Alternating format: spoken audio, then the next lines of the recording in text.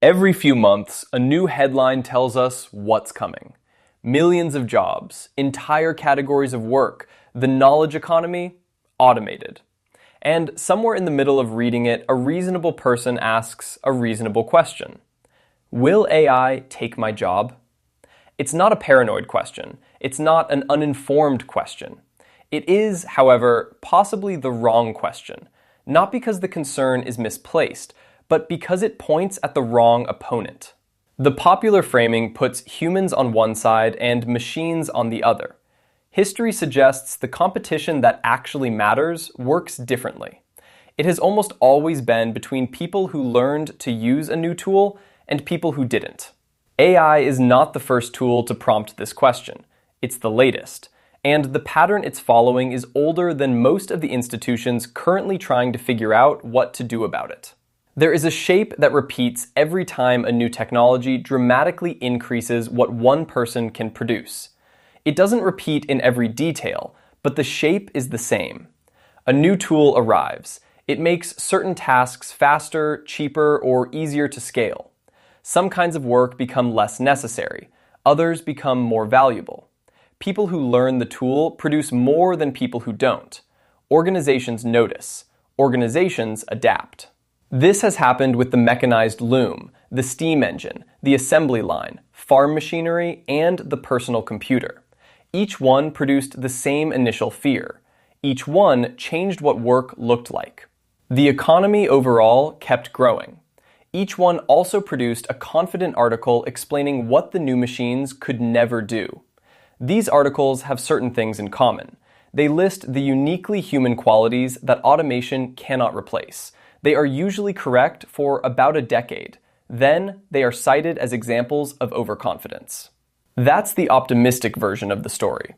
It is also, as far as it goes, accurate, but it is not the whole story. In the early 19th century, a movement of skilled textile workers in England began systematically destroying mechanical looms. They were called Luddites. The word has since become a casual insult, shorthand for anyone who fears or resists new technology, who doesn't get progress, who is on the wrong side of change. This is one of history's more efficient ironies. Because the Luddites were not afraid of technology they didn't understand, they were expert craftsmen. They had spent years learning the techniques of their trade. They understood exactly how the new power looms worked.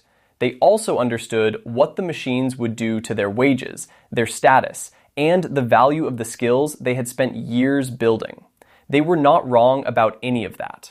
The power loom did push out skilled handloom weavers. It did cut their wages. It did make the specific expertise they had built their livelihoods around worth a lot less. What the Luddites could not stop was the direction of travel.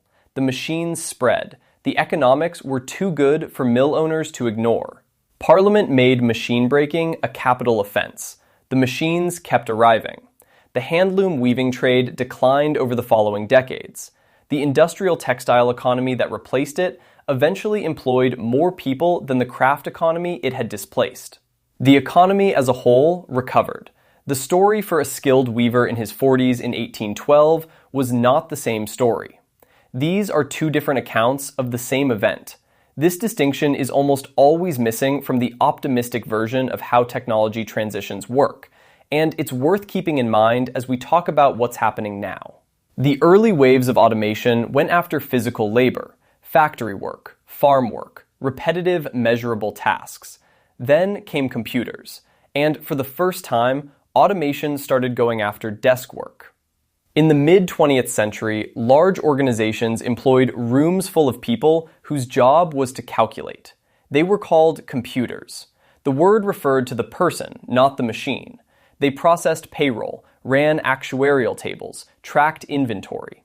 Educated work done by educated people who had trained for it.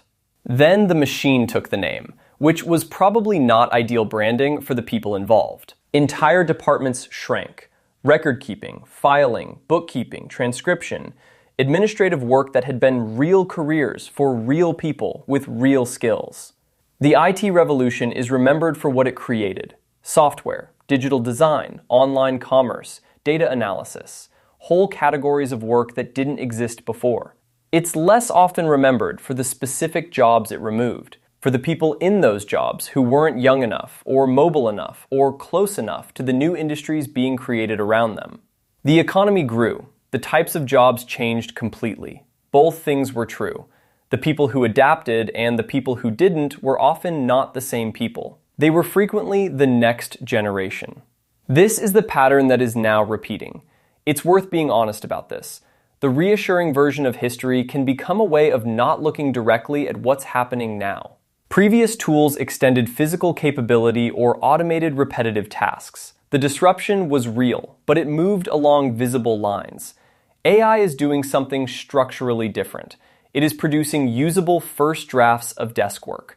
Writing, analysis, research summaries, code, legal documents, customer emails, translation, financial modeling.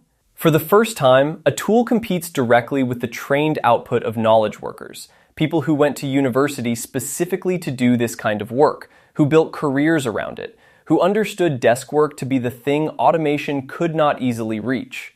They are now experiencing what skilled weavers experienced in 1812, the feeling of watching what you spent years learning become worth less. Not worthless, just cheaper to replace.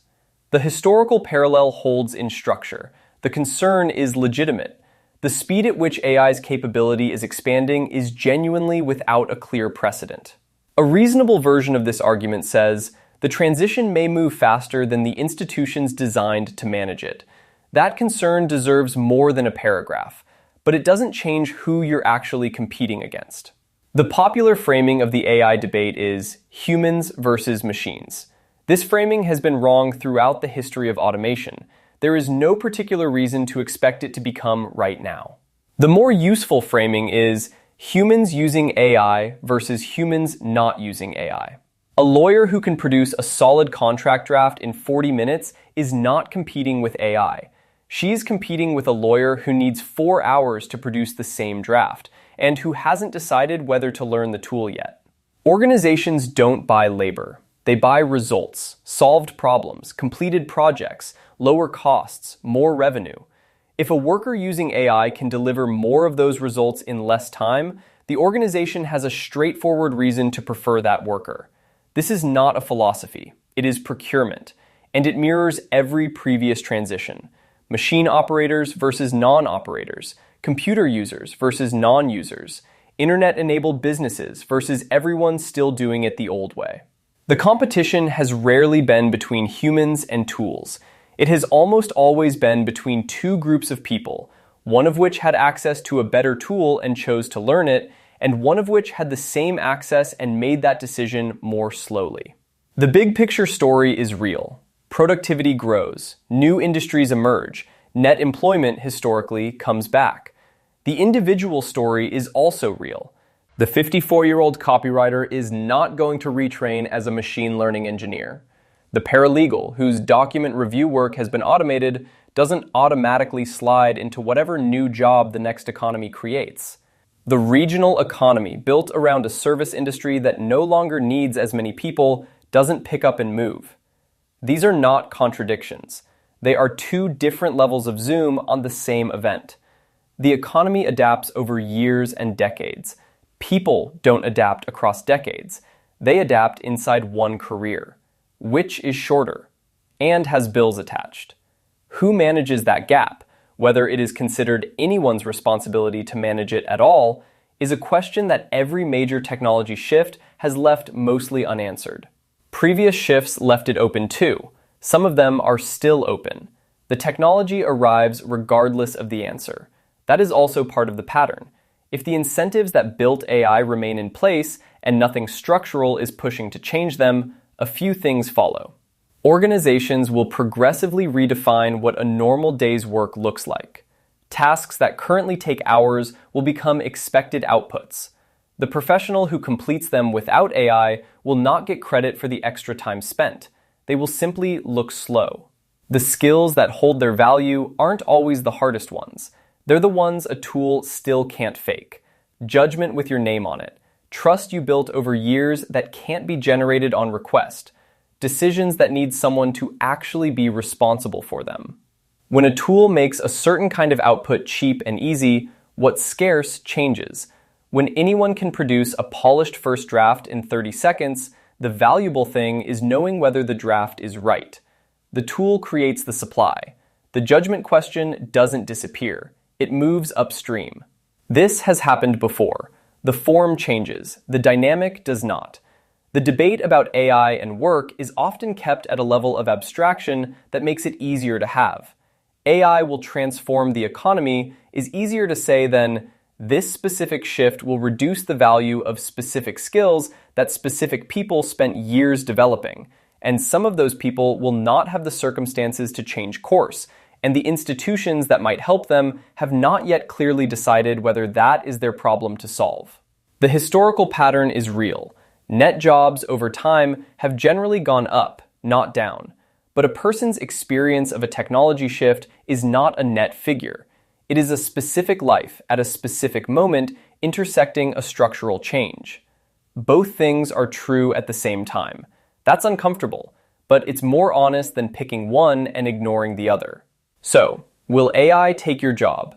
Probably not in the way the headline means.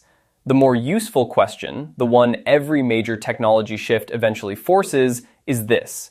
When everyone has access to the same powerful tool, what becomes valuable? Because the answer is never the tool. It is what the tool cannot yet do, and what people choose to do with the time it creates. And whether the societies going through this transition decide that the gap between the big picture story and the individual story is a problem worth solving. History doesn't answer that last one. It just keeps asking it.